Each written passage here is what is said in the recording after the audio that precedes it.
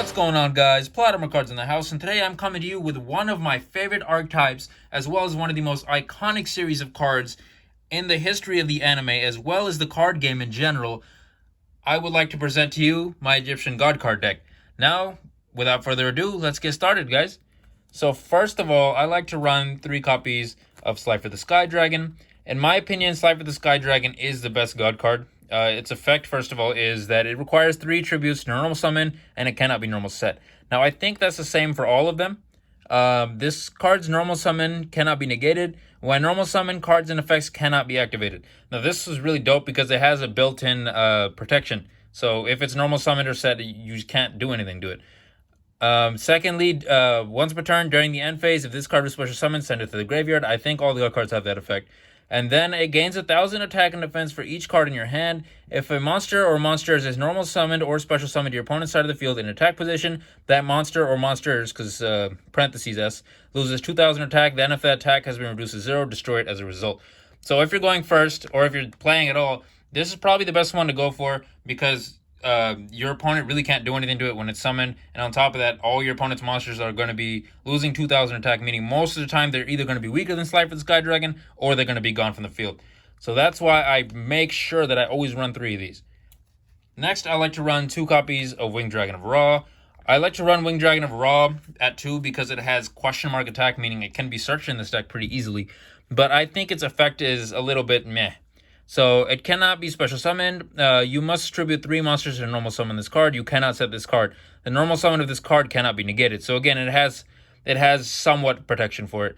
When this card is normal summoned, spells, traps, and the effects of other cards cannot be activated. So it has the same amount of protection. When this card is normal summoned, you can pay life points so that you only have 100 left. This card gains attack and defense equal to the amount of life points paid. You can pay 1,000 life points to target 1 monster on the field, destroy that target. So that's what I was saying. It's good for like a final attack or whatnot, but the fact that you have to get rid of so many of your life points, that can be a problem with this card. But as we'll see with another card going in, there's actually a workaround. And lastly, I like to play 1 copy of Obelisk the Tormentor. I only like to play 1 because I need to, first of all, have this trio, right? But this is the 1 card that doesn't have question mark attack, so it can't be searched very easily in this deck. So I like to use it just because if I do draw it, most of the time I can summon it, but it's not as good as the other ones. So it requires 3 tributes to normal summon, cannot normal set. If this card's normal summon cannot be negated, when normal summon cards and effects cannot be activated. Neither player can target this card with card effects once per turn during the end phase. If this card is special summoned, send it to the graveyard. You contribute 2 monsters, destroy all monsters your opponent controls. This card cannot attack the turn this effect is activated. So I like this for the guaranteed 4,000 attack. I don't like the second effect because you have to get rid of 2 of your monsters on the field at the same time, so that's a little bit difficult for me. And I think that over its effect, Raigeki is a little bit more helpful because even after using Raigeki, you can still attack. So that's why I like to limit this to 1. Next, I like to run 2 copies of the Winged Dragon of Ra Sphere mode. Winged Dragon of Ra Sphere mode is really dope for Winged Dragon of Ra. Its effect is it cannot be special summoned, requires 3 tributes from either side of the field to be normal summoned to that side of the field, and cannot be normal set. Then shift control of this card to this card's owner during the end phase of the next turn. So this card is really dope because it provides me with a lot of removal. So that's why I run 2, mostly for removal purposes, and secondly for the other effect. Cannot attack your opponent. Cannot target this card for attacks or card effects. You contribute this card, special summon 1 Winged Dragon of Ra from your hand or deck, ignoring summoning conditions, and if you do, its attack and defense become 4,000. So I like to run 2 of these for this reason as well, is because it's easiest way to search Winged Dragon of Ra, and not to mention when you summon it, it automatically has 4,000. So if I tribute this in order to summon Winged Dragon of Ra, it'll come out with 4,000, therefore nullifying its negative effects in my eyes. So that's why I like to run 2 of those. Next, I like to run 1 copy of Arcana Triumph Joker. Arcana Triumph Joker is just another card I like to use if I don't happen to have the God cards on me, or in my hand, sorry. Its effect is, if this card is in your hand or graveyard, you can send 1 Queen's Knight, King's Knight, and Jack's Knight from your hand and or face-up monster zone to the graveyard. Special summon this card. This card gains 500 attack times the combined number of cards in both players' hands. You can discard 1 card, destroy all face-up cards your opponent controls with the same type. monster, spell, or trap as a discarded card. Now this is really good because I think it works as a better Raigeki than Obelisk does, and it also works in all facets. So I can destroy all spell cards, I can destroy trap cards. It's not just monsters. Also, I can bring itself back from the graveyard, especially summon itself from the hand. It's very useful in all different facets. Next, I like to play 3 copies of Imperial Bower. Now, Imperial Bower is also really dope because its effect is, if you control no monsters, you can tribute this card, take 2 different monsters from your deck among Queen's Knight, King's Knight, and Jack's Knight. Either add to your hand a special summon each monster. You can only use this effect once per turn. So that's really dope because in this deck, you need to be able to recycle as many of the King's Knight, Queen's Knight, and Jack's Knights as possible. So the more you can do that, the better. And so this card provides a lot of extension in this deck. Next, I like to run 3 copies of Joker's Knight. Now, Joker's Knight is really dope as well. Its effect is you can send 1 Queen's Knight, King's Knight, or Jack's Knight from your deck to the graveyard, special summon this card from your hand, and if you do, this card's name becomes the sent monster's name until the end phase. During the end phase, if this card is in your graveyard, you can target 1 Light Warrior monster in your graveyard, shuffle it into the deck, and if you do, add this card to your hand. You can only use each effect of Joker's Knight once per turn. Now, this is really dope because, as we all know, Jack's Knight is a level 5 monster, so that's going to be way harder to get on the field and actually use effectively. So that's why I like to use Joker's Knight in order to send Jack's Knight to the grave in order to summon the Joker's Knight. So it works really well in this archetype. Next for the monsters, I like to run 3 copy of King's Knight, 3 copy of Queen's Knight, and 2 copies of Joker's Knight. Now, these cards are really, really dope in this deck because having these on the field is what allows you to search your god cards a lot of times. So you want to make sure you have these in the deck, and not to mention they're very easily recyclable. You can put them back into your hand. You can shuffle them into the deck depending on what card you happen to have. So it's really, really important to have these. Next, for the spell cards, I like to play 3 copies of Soul Crossing. Now, most builds I see don't run this at 3. Usually they run it at like 1 or 2. But personally, I love to run it at 3 because I can just take out my opponent's monsters. Its effect is, during the main phase, immediately after this effect resolves, tribute summon 1 Divine Beast monster. When you do, you contribute a monster or monsters your opponent controls, even though you do not control them. But if you tribute summon this way, apply this effect. Until the end of the next turn after this clause resolves, you can only activate 1 card or effect per turn. Not counting the effects of Divine Beast monsters, you can only activate Soul Crossing per turn, once per turn. So this is super dope because I contribute my opponent's monsters in order to summon my god cards. And it's not just their monsters. Like some cards will have restrictions. I can only either tribute their monsters or my monsters. But I can tribute a mix of both. So if I have 1 card in the field, I'll take 2 of theirs, and then I summon my god card. Most of the time after that, I don't have another play anyway. So the fact that I can do this and I can only activate 1 card afterwards, it's not too big of a problem for me. Next, I like to play 3 copies of Joker Straight. Joker Straight is really dope because its effect is you can discard 1 card, special summon 1 Queen's Knight from your deck, add 1 King's Knight or Jack's Knight from your deck to your hand, then immediately after this effect resolves, you can normal summon 1 monster. You cannot special summon monsters from the extra deck for the rest of this turn except Light Warrior monsters.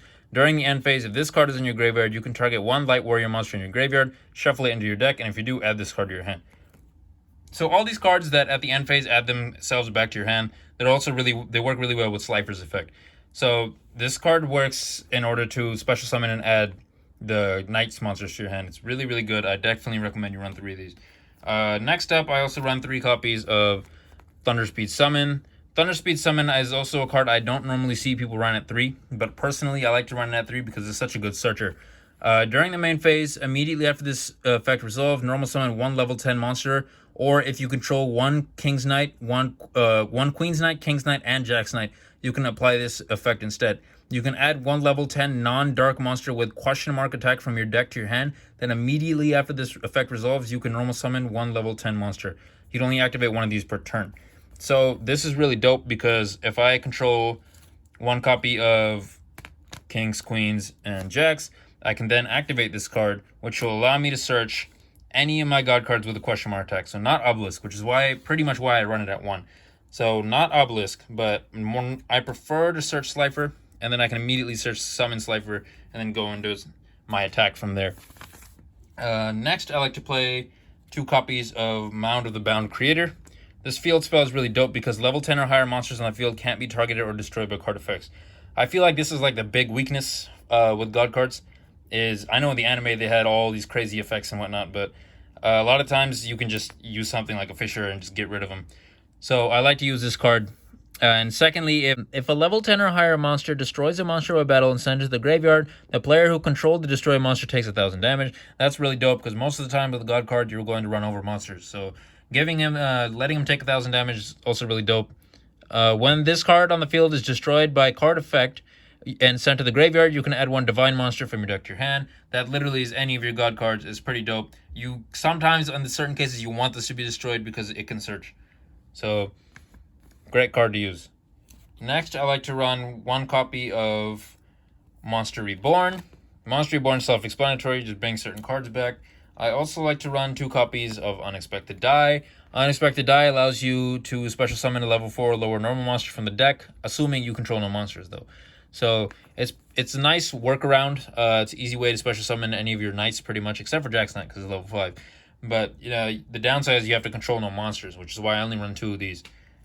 Lastly, for the spells, I play 1 copy of Reinforcement of the Army.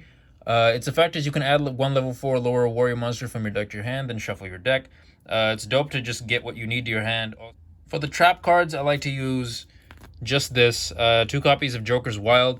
Its effect is during the main phase or battle phase, send 1 spell from your deck to your graveyard that specifically lists all of Queen's Knight, King's Knight, and Jack's Knight. This effect becomes that spell's effect when this card is activated. During the end phase, if this card is in your graveyard, you can target 1 light warrior monster in your graveyard, shuffle it into the deck, and if you do, add this card to your hand. You can only use each effect of Joker's Wild once per turn. Now, this is great because it allows me to search these 2 cards. So it allows me to search the cards that essentially search the God cards. So it's super dope. And on top of that, it allows me to shuffle light warrior monsters back into the grave. So that's also really, really dope. I know a lot of people also like to run face card fusion as well as Arcana Knight Joker and some other extra deck monsters as well. Personally, I think this combo kind of takes away from what I'm trying to do, is just get out the God cards as quickly as possible. Because face card fusion's effect is you can fusion summon 1 light warrior fusion monster from your extra deck using monsters from your hand or field as fusion material. So if it was like the graveyard or something, that'd be really dope, and then I would be using it for sure, since you need to have as many bodies on the field as possible, right? But I think that taking them away from the hand or field kind of takes away from being able to get the God cards out. But what I do use in my extra deck is Arcana Extra Joker, sorry.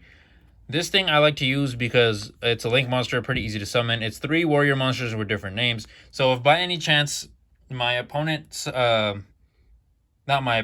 I manage to get all 3 of them on the field and I don't have a God card in my hand or a way to summon the God cards, Arcana Extra Joker is just something I can go into that will hopefully help me out for the next couple turns.